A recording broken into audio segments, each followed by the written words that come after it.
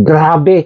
Napili na ba nila ang mga kandidata na papasok sa semifinalist kahit na hindi pa nag-start ang Miss Universe? Bigla kasing lumutang ang video na to. Makikita nyo dyan si Ann JKN kasama niya yung mga executives. Tapos mukhang may internal meeting na pinag-uusapan kung ano yung mangyayari sa Miss Universe na gaganapin sa Mexico this 2024. Kaya panoorin natin yung video kahit na hindi natin maiintindihan.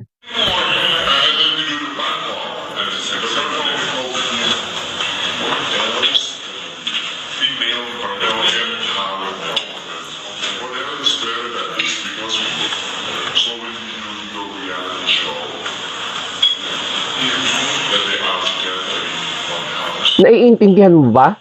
Ako, hindi ko rin naiintindihan. Pero, maririnig natin na nag-uusap talaga sila. Tapos, nag-English si Ann JKN kasi nga, hindi siya Spanish. She is Thai. So, mukhang ang ginagawa nila dito is that pinag-uusapan nila yung selection committee. Tapos, pinag-uusapan nila yung lahat ng branches sa pag-organize ng Miss Universe organization, no? Kaya lang, ang main highlight dito is yung pagpili ng mga candidates. And marami ang nabahala dahil parang mukhang na-mention yung about sa inclusivity in which yung mga bagong patakaran na inaalaw na yung mga buntis, yung married na candidate, may anak, yung age, tapos yung gender, yung mga transgender, no? Na pasok pa rin sila, pwede silang mapunta all the way sa top 5, top 3, pero mukhang hindi na daw sila mananalo. So, ang ipapanalo daw nila and ang high priority nila is yung mga candidates na malakas talaga ang fan base. Well, mainly because Miss Universe organization kasi nga is a business operating institution. So, as Ann JKN na businesswoman herself being the CEO, business talaga yung nasa utak niya, no? Secondary, yung, syempre, yung pag-relate niya sa kanyang katauhan sa pag-embrace ng inclusivity sa Miss Universe organization policies, background, tapos yung mga advocacies nila. Before we continue, follow me sa aking Instagram account, The Story of Anthony. And syempre, pati na rin yung mga social media accounts ko. Ito na, yung interpretation ng video na to, no? So, sabi dito, in Spanish, Escándalo en el Miss Universe or Miss Universe Scandal. Tapos, concurso, plataforma, y productos. So, ito yung mga parang topics na tinalakay nila. So, makikita nyo dyan with Ann JKN and the executives sa video na yan na in-screenshot ko. Tapos, may television na alam mo yung usual corporate board meeting, mga ganyan yung nakikita nyo sa teleserye. Ayan.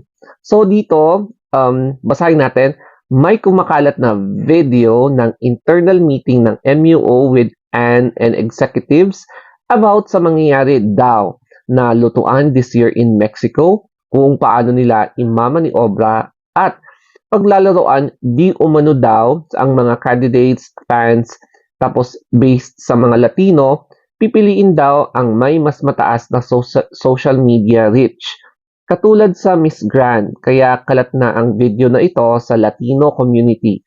So galing daw mismo sa mga marites na mga kapatid nating mga Latinos. Marami din na nagsasabi dito na na-mention na the trans women, women with husbands, divorced women, tapos mga transgender din.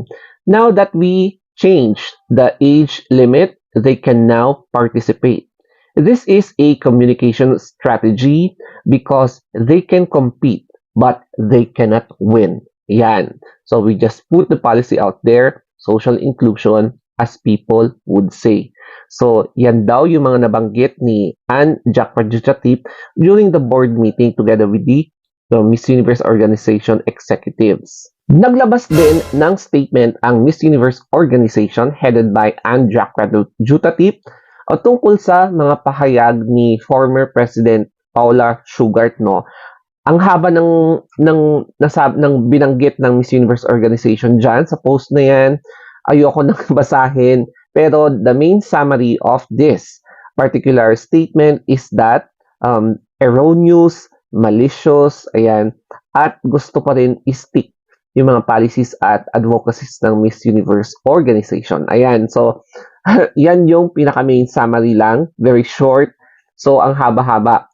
Pero nakakaloka 'no, kasi, kinopya nila yung statement na 'yan and then pinaste nila sa, mukhang, ChatGPT or GPT-0, ayan. So, ang lumabas dito sa AI, yung probability is 93%, ayan, highly confident. So, ganyan daw lumabas, 93% yung statement. Hala, grabe 'no? So, in-upload talaga nila. Yun yung resulta. At kung totoo man ito, nakakalungkot. So, marami talagang lumabas, no? Lalo na sa mga Marites nating pageantry fans. So, dito, so para basahin natin ulit, magbabasa tayo. They want to take down Lupita Jones' Mexican Universal by the Miss Universe himself and they won't be able to. Lupita was always right in a filtered video where the owners, ayan, and talking about the inclusion to deceive women where they invite to participate. Lahat yung mga married, trans, yung mga plus size, but they will never win. They call the girl from Nepal na super, ayan, super fat, and they'll have a reality show and joke that from there, they'll already have the winner. Ayan, so nabubulol na ako, sorry ha. In the video, they mentioned that they will only take into account the queens who have the most followers and that they only want to get women to sell their products and they go after money, trashing and mocking women empowerment. So nakakalungkot kung totoo man itong paratang na ito. So, allegedly siya. Ito na ang aking reaction. Ang masasabi ko lang is napakakalat na. Ang dami ng umaalingasaw na eksena, no? So, sana naman in the future maayos na to ng Miss Universe organization. Kasi nga, medyo yung the credibility itself, medyo palubog na. It's because of this non-stop na kung ano-anong mga nagsisilabasang kontrobersya. That's why, yung mga ibang pageants na kasama nila sa Big Four is umaangat dahil tahimik lang sila, wala silang pake, and hindi nagkakalat, yung mga ganon. Basta medyo messy. It's very messy. So, sana maayos kung ano man yung dapat na ayusin kasi tinitingala pa naman ang Miss Universe as one of the best na pageant here in the world. Ang dami talaga na tumitingala sa mga candidates nila all over the world. Tapos, ganito pala yung nagsisilabas ng mga controversy. So, nakakalungkot lang talaga. I hope nagustuhan nyo itong aking reaction tungkol sa kumakalat na bago na namang kontrobersya na lumutang ang video na to ng executives ng Miss Universe organization. So, abangan na lang natin yung mga susunod na updates dito. Kaya, ang importante dito is follow na lang kayo sa aking Instagram account, The Story of Anthony. Ayan. And syempre naman, malaking tulong din kapag mag-follow din kayo sa aking social media accounts. Ayan po guys. So, thank you. Sana may na-scoop na naman kayo dito and I love you all. Happy Blessed Sunday.